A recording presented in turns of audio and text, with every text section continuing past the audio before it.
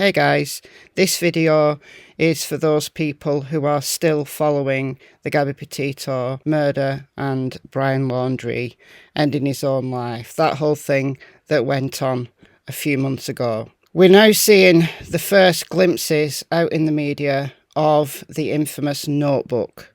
The notebook that proved to the world that Brian Laundrie did in fact murder Gabby. So we're going to go through what has been released. And yeah, it's pretty shocking. So the first public glimpse of a confession Brian Laundrie left in a notebook in the Florida swamp where he killed himself last year reveals his final words. "I ended her life," reads the note, which the FBI recovered from the Macahatchee Creek Environmental Park on October 20th, 2021. "I thought it was merciful, that it was what she wanted. But I see now all the mistakes I made. I panicked. I was in shock." Laundrie wrote that he chose to end Gabby's life after she injured herself when she fell in Wyoming. He also wrote, "From the moment I decided, took away her pain, I knew I couldn't go on without her." Attorneys representing the Petito, Smith and Laundrie families met at the FBI's Tampa field office on Friday, so that's today. Fox News Digital has obtained copies of the notes scrawled by Laundrie before he took his own life. And this is the notebook.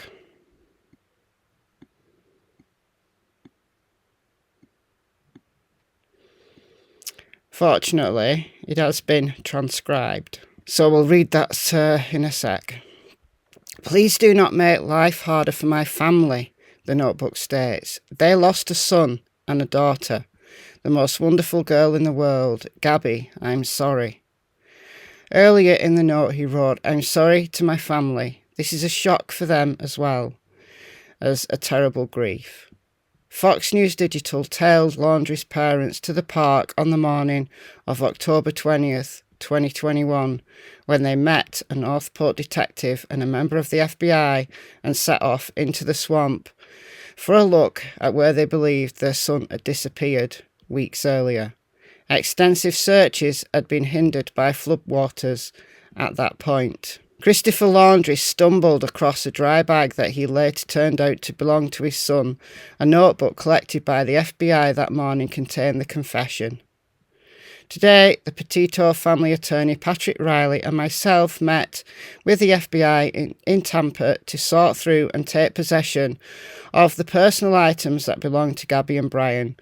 Laundrie family attorney Steve Bertolino told Fox News Digital Friday, "As part of this return of property in FBI custody, I was given Brian's notebook and I have turned the same over to Chris and Liberta Laundrie."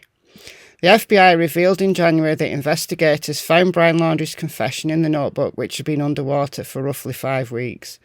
Gabby is believed to have been killed around August 28th. An FBI-led search discovered her remains at Bridger-Teton National Forest on September 19th. A Wyoming coroner ruled her death a homicide by strangulation.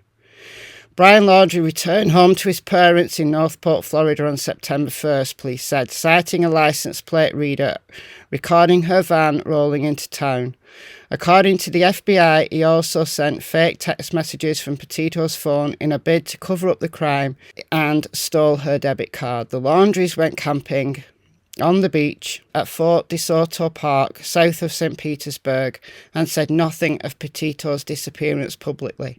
Finally, on September 11th, Petito's mother, Nicole Smith, reported her missing to police in her hometown on Long Island in New York. They contacted Northport police, who knocked on the Laundrie's door, where they met with silence. September 13th, Brian Laundrie snuck into the swamp despite hidden surveillance cameras set up around the house. That was the last time he was seen alive. His father later voluntarily turned over the family's guns to the FBI and said one might be missing. Investigators found a revolver near Brian's skeletal remains in the swamp. Also nearby was the water bottle that likely belonged to Petito and other items belonging to the couple. Bertolino said he was sharing the note's contents as a matter of transparency. "I will not be commenting further as there are still proceedings pending in court," he said. So let's read that section of note that has been transcribed. Gabby, I wish I was right at your side. I wish I could be talking to you right now. I'd be going through every memory we made, getting even more excited for the future. I cannot live without you. I've lost every day we could have spent together, every holiday. I'll never get to play with unintelligible again. Never go hiking with TJ. I loved you more than anything. I can't bear to look at our photos, to recall great times, because it's why I cannot go on. When I close my eyes, I will think of laying on the roof of the van, falling asleep to the sight of a meteor shower at the Crystal Gazer. I will always love you. If you were reading Gab's journal, looking at the photos from our life together, flipping through old cards, you wouldn't want to live a day without her. Knowing that every day you'll wake up without her, you wouldn't want to wake up. I'm sorry to everyone this will affect. Gabby was the love of my life, but I know adored by many. I'm so very sorry to her family because I love them. I'd consider her younger siblings my best of friends. I'm sorry to my family. This is a shock to them as well as a terrible grief. They loved as much, if not more than me, a new daughter to my mother, an aunt to my nephews. Please do not make this harder for them. This occurred as an unexpected tragedy. Rushing back to our car, trying to cross the streams of Spread Creek before it got too dark to see, too cold. I hear a splash and a scream. I could barely see. I couldn't find her for a moment. Shouted her name. I found her breathing heavily, gasping my name. She was freezing cold. We had just came from the blazing hot national parks in Utah. The temperature had dropped to freezing and she was soaking wet. I carried her as far as I could down the stream towards the car, stumbled, exhausted in shock, when my knees buckled and I knew I couldn't safely carry her. I started a fire and spooned her as close to the heat. She was so thin, had already been freezing too long. I couldn't at the time realise I should have started a fire first, but I wanted her out of the cold, back to the car. From where I started the fire, I had no idea how far the car might be. Only knew it was across the creek. When I pulled Gabby out of the water, she couldn't tell me what hurt. She had a small bump on her forehead that eventually got larger. Her feet hurt, her wrist hurt, but she was freezing, shaking violently. While carrying her, she continually made sounds of pain. Lying next to her, she said, little lisping between violent shakes, gasping in pain, begging for an end to her pain. She would fall asleep and I would shake her awake, fearing she couldn't close her eyes if she had concussion. She would wake in pain, start the whole painful cycle again, while furious that I was the one waking her.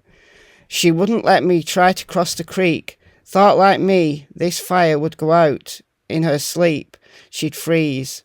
I don't know the extent of Gabby's injuries, only that she was in extreme pain. I ended her life. I thought it was merciful, and that was what she wanted, but I see now all the mistakes I made. I panicked, I was in shock, but from the moment I decided, took away her pain, I knew I couldn't go on without her. I rushed home to spend any time I had left with my family. I wanted to drive north and let James or TJ kill me, but I wouldn't want them to spend time in jail over my mistake, even though I'm sure they would have liked to. I'm ending my life not because of a fear of punishment, but rather because I can't stand to live another day without her. I've lost our whole future together, every moment we could have cherished. I'm sorry for everyone's loss. Please do not make life harder for my family. They lost a son and a daughter, the most wonderful girl in the world. Gabby, I'm sorry. I have killed myself by this creek in hopes that animals will tear me apart. That may make some of her family happy. Please pick up all my things. Gabby hated people who litter. What do you think to that? If you were reading Gab's journal, looking at the photos of our life together, flipping through old cards, you wouldn't want to live a day without her. Knowing every day you'll wake up without her, you wouldn't want to wake up. Well, her family have to live every day without her. Every day they wake up. They wouldn't want to wake up, yet they do. Yet they do wake up, and they're living without her. They're living with the courage to carry on without her, the life that you extinguished? Is this a heartfelt goodbye, or is this a contrived excuse of why you murdered your girlfriend, your fiancée, Gabby Petito? I'll let you decide down in the comments. Bye, guys.